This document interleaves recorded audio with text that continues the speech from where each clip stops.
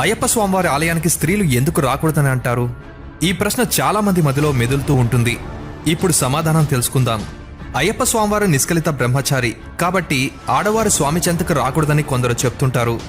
అలానే స్వామివారు లోకాలను ముప్పతిప్పలు పెడుతున్న మహిషి అనే రాక్షసుని చంపినప్పుడు ఆ భయంకరమైన శరీరం నుండి లీలావతి అనే ఆమెకి శాప విమోచనం కలిగి బయటకు వస్తుంది.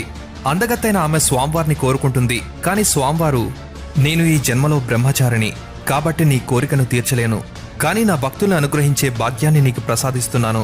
ఇప్పటినుంచి నీవు మాలికాపురత్తమ్మగా పేరు పొంది నా భక్తుల్ని అనుగ్రహిస్తుంటావు అని స్వామివారు చెప్తారు. అందుకు లీలావతి ఎంతగానో సంతోషిస్తుంది. ఆమె ఆలయం కూడా స్వామివారి మణిమండపం పక్కనే ఉంటుంది. స్వామివారు మాలికాపురత్తమ్మని గౌరవించి వయసులో ఉన్న ఏ స్త్రీ కూడా తన దర్శనార్థం రారని అభయమిచ్చారని కొంతమంది చెప్తుంటారు.